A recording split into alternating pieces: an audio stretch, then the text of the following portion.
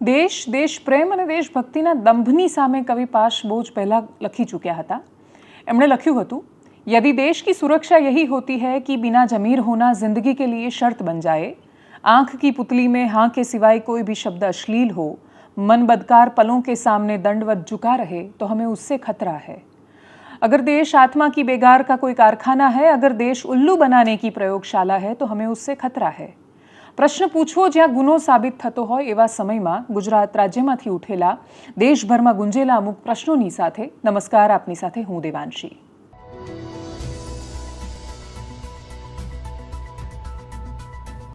એક મહિલા કે જે પોતાની જાતને સાબિત કરવા માટે અમુક લાખ રૂપિયા અમુક અધિકારીને આપ્યા પછી એ સંતોષ માની લીધો કે એણે 4 લાખ રૂપિયા કોઈને આપી દીધા છે તો એના ઘરની સામે કોઈ આંખ ઊંચી કરીને પણ જોવાનું નથી.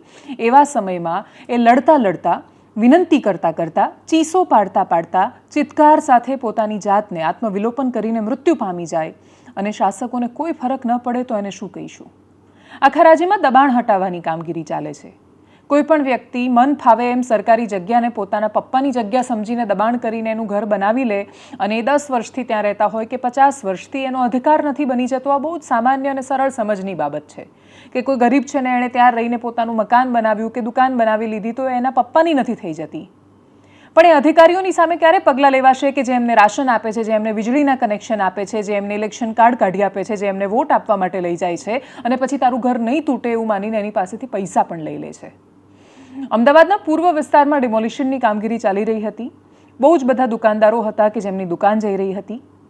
અમુક માણસો એવા હતા કે જેમના બાપ દાદાઓએ વસાવેલા એ દુકાનને મકાનો હતા. એમણે ખૂબ બધી રજૂઆતો કરી. પહેલી 2 નોટિસ આવી. એ લોકો આરોપ લગાવી રહ્યા છે કે એમણે અમદાવાદ મ્યુનિસિપલ કોર્પોરેશનના અધિકારીઓને પૈસા આપ્યા.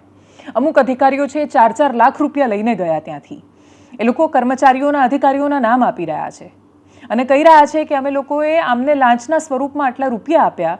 એટલા રૂપિયા આપ્યા પછી પણ એમનું પેટ ન ભરાયું. ત્રીજી નોટિસ કે જે એએમસી કહી રહ્યું છે કે અમે ઇસ્યુ કરી હતી, ઓન પેપર જે દેખાતી નથી, એવી એક નોટિસના નામ પર પોલીસની કોઈ મદદ કે સહારા વગર એ લોકો સીધા ત્યાં પહોંચે છે. એમનું સ્થાનિકોની સાથે ઘર્ષણ થાય છે. એ ઘર્ષણમાં એક મહિલા સામે આવે છે ને એવું કહે છે કે મને મારો સામાન હટાવવાનો સમય આપો, તમે આ રીતે મારું ઘર ન તોડી શકો, તમે આ રીતે ઘર તોડવાનો પ્રયત્ન કરશો તો હું આત્મવિલોપન કરીશ. અધિકારી કહે છે થાય એ કરી લો. એ મહિલા મૃત્યુ પામે છે. એ હોસ્પિટલમાં સારવાર હેઠળ હતી. એણે ખરેખર આત્મવિલોપન કરી દીધું. એના પછી ત્યાંથી જે ચીસો સંભળાઈ એ વેપારીની હતી. એ એવા અવાજો છે જે મધ્યમ વર્ગના અવાજો છે, જે બહુ મોટી વોટ બેંક નથી અને બહુ જ મોટી વોટ બેંક નથી અને એટલા માટે અને બહુ મોટી હોય તો એ એક નથી. એવા સમયમાં એના અવાજોની બહુ વિશેષ અસર નથી થવાની. પણ આ તો મૃત્યુ એક મહિલાનું છે. આખા રાજ્યમાં જ્યારે ડિમોલિશન ચાલી રહ્યું છે, દાદાનું બુલડોઝર ફરે છે ત્યારે કોઈ ખૂબ શક્તિશાળી બુલડોઝર એ રીતે જ્યારે એને સન્માનવામાં આવે છે ત્યારે પ્રશ્ન એ રહી જાય છે કે બુલડોઝર એટલે ફેરવવું પડે છે કેમ કે કોઈક છે કે જે નળના કનેક્શન આપી રહ્યું છે, કોઈક છે કે જે વીજળીના કનેક્શન આપી રહ્યું છે, કોઈક છે કે જે એમને રાશન આપી રહ્યું છે એડ્રેસ પર, કોઈક છે કે જે એમને એ એડ્રેસ પર બધા પ્રૂફ તૈયાર કરી આપી રહ્યું છે અને થોડા રૂપિયામાં પોતાના ભ્રષ્ટાચાર માટે, પોતાના પેટ ભરવા માટે આ લોકોને એવી આશા અને બાંહેધરી આપે છે કે તમે ગરીબ છો, તમે સરકારી જમીન પર આજે દબાણ ઊભું કરી દો. આ બહુ જ બધા મોટા બિલ્ડરો છે, ગૌચરો આટલી ખાઈ ગયા, કોઈનું કશું નથી થઈ ગયું, તમે ગરીબ છો, બુલડોઝર આવે ત્યારે બુલડોઝરની સામે સૂઈ જજો અથવા એકાદ માણસ મરી જજો, પણ તમને ઘર મળી જશે. તમને અહીંયા નહીં તો બીજી કોઈક જગ્યાએ ઘર મળી જશે કેમ કે સરકારનું દયાવાન હોવું એનું કર્તવ્ય છે અને એટલે તમને મળી જશે. આ પ્રકારના ખોટા આશ્વાસનો અને બાંહેધરી આપતા લોકોની સામે સૌથી પહેલાં કાર્યવાહી કરવાની જરૂર છે. એ માણસો કે જે આ કરી રહ્યા છે દબાણ, એમની અંદર એટલી બધી બુદ્ધિ નથી હોતી. એ તો એવું જ માને છે કે એમને અહીંયાથી હટાવીને બીજી કોઈ જગ્યાએ પણ એમને જગ્યા મળી જવાની છે, ઘર મળી જવાનું છે. એ એટલા નિરાધાર માણસો અને નાગરિકો છે કે આટલા વિશાળ રાજ્યમાં એમની પાસે રહેવા માટે પોતાનું કોઈ એડ્રેસ જ નથી. એમની પાસે મકાન નથી, એમની પાસે ખેતર નથી, એમની પાસે બીજી કોઈ સુખ સુવિધાઓ નથી. એ પોતાનો હક મેળવવા માટે, જે એને હક સમજી બેઠા છે, અથવા પોતાનું એક એડ્રેસ, પોતાનું એક સરનામું મેળવવા માટે કોઈ પણ હદે જવા તૈયાર છે, એ લોકોને સીડીઓ કોણ આપે છે? તમે સરકારમાં હોવ અને તમે સત્તામાં હોવ એટલે તમે કોઈ દિવસ ગુનેગાર જ ન હોવ, એ કેવી રીતે હોઈ શકે? આ ઘટના જ્યારે થઈ ત્યારે ખૂબ ઓછા લોકો હતા કે જે ત્યાં પહોંચ્યા હતા અને જેમણે એ સવાલોને અવાજ આપ્યો હતો. અમારી ટીમ જ્યારે ગ્રાઉન્ડ ઝીરો પર પહોંચી ત્યારે સ્થાનિકોએ શું આરોપ લગાવ્યા હતા, નેતાઓ પહોંચ્યા તો એમણે શું કહ્યું, સાંભળીએ એમને. 9:30 વાગ્યા મ્યુનિસિપાલિટી કોર્પોરેશનની ગાડીઓ આવી ગઈ, સાહેબ આવી ગયા, 15-20 સાહેબો હશે. ત્રણ ગાડીઓ 4 વ્હીલ લઈને આવ્યા, એક મોટી દબાણી ગાડી ને તોડવાનું મશીન જોડે લઈને આવ્યા હતા. પેલા બેન બહુ રિક્વેસ્ટ કર્યા હતા કે ભાઈ રહેવા દો, પણ આ લોકોની માંગણી શું હશે, પણ માન્યા જ નહીં. છેલ્લે બેન આડા પડી ગયા તોય નહીં માન્યા, ને છેલ્લે માચીસની છલ્લી લઈને ઊભા રહ્યા તો એ લોકો આ નહીં માંગ્યા. મેં બેન પાસેથી માચીસ ખેંચી લીધી પણ મને માચીસ આલી નહીં, ને 2 મિનિટમાં જ એ પગલું ભરી લીધું. ત્યારે બધા ભાગતા ફર્યા. કામ ચાલુ કરતા પહેલાં વેપારીની પત્નીએ એ લોકોને કગરીને રડીને વિનંતી કરી કે જો તમે આવું કરશો તો મારે મરવું પડશે. એ વાત પણ આ નિર્દય અને અસંવેદનશીલ અધિકારીઓએ ના ગણકારી અને ડિમોલેશનનું કામ ચાલુ કર્યું.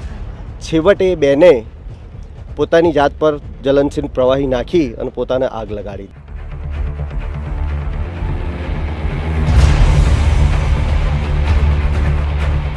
એટલામાં એમના વાઈફ આવ્યા. એમના વાઈફે બી રિક્વેસ્ટ કરી, કેટલી બધી રિક્વેસ્ટ કરી, હાથ જોડીને વાત કરી, પણ એમણે કંઈ માન્યા નહીં. તેજસભાઈ કરીને છે સાહેબ હતા, એમને બી વાત કરી.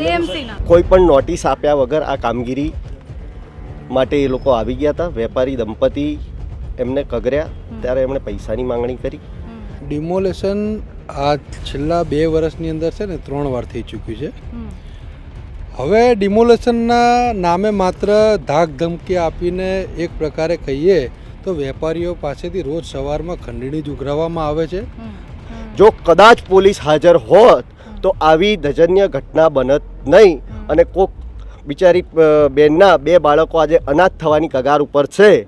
એ ખરેખર બહુ જ દુઃખદ ઘટના બની છે, અને આ દરેકની જવાબદારી કોર્પોરેશન અને અહીંના સ્થાનિક કોર્પોરેટરોની છે. એટલે અમારી તો ફક્ત એક જ માંગણી, જે અધિકારી આવ્યા હતા ને એમના ઉપર હત્યાનો કોશિશનો ગુનો દાખલ કરીને એમને જેલની પાછળ ધકેલી. આ છેલ્લા 2 વર્ષમાં આ દુકાન ઉપર આ 5મી વખત આ લોકો આવ્યા છે. 4 વખત આ ખંડણી કો હપ્તો કો કે એ લોકોની દાદાગીરી કો એ રીતે પૈસા લઈ ગયા છે, અને આ 5મી વખત પણ આવ્યા અને આ ઘટના બની છે. આ ઘટના બની જે બહુ દુઃખદ છે. ભાઈ રમેશભાઈના જીવનસાથી નર્મદાબેન કુમાવત, એણે એના જીવનની આહુતિ આપી. એનો ઓટલો તો પહેલા છીનવ્યો, મકાન તો પહેલા એને પાડી દીધું. આ વખતે એમનો રોટલો છીનવવા પણ આવેલા. આ રોટલા અને ઓટલાનો સંઘર્ષ ગરીબોનો છે એ સરકાર સમજતી નથી. આ સરકાર જેને પરમ દિવસની બનેલી ઘટના આજે 2 દિવસ વીત્યા છતાં પણ એફઆઈઆર લેવી કે ના લેવી એમાં સરકારના અધિકારીઓ દબાયેલા. કારણ કે જુલમ કરનાર પોતે સરકારી અધિકારી હતો. એટલે સરકારના એક વિભાગ બીજા વિભાગને બચાવવા માટે સામાન્ય રીતે પ્રયાસ કરતો હોય છે, આપણે જોયું છે.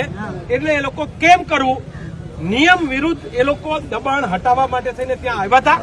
એટલે અત્યારે જખ મારીને તમારા બધાની તાકાત, આપણા સૌની તાકાત એને ખબર પડી ને આજે એવું પણ કહેવું પડ્યું કે તમે આજે એફઆઈઆર ના લ્યો તો આ રોડ ઉપર ચક્કા જામ કરીને હજારો લોકો બેસવાની તૈયારી સાથે અમે આવ્યા છીએ. આવી તૈયારી સાથે એટલે અત્યારે બહુ બધી ચર્ચા, બહુ બધી દલીલ, કાયદો શું કે છે એવું બને જ નહીં. પહેલા તમે જાણવા જોગ આપો, પછી માણસ મરી જાય ની જાણવા જોગ આપવાની હોય. સીધી એફઆઈઆર હોય, કોઈ આત્મદહન કરે અને જીવન મન વચ્ચે ઝોલા ખાતું હોય અને એની જાણવા જ નહીં. પહેલા તો આ ફરિયાદ પરમ દિવસે થવી જોઈતી હતી. આ એફઆઈઆર પરમ દિવસે થવી જોઈતી હતી. આજે બીજા દિવસે એફઆઈઆર થાય છે. આપણે ગુજરાતના લોકોએ જાગવાની જરૂર છે.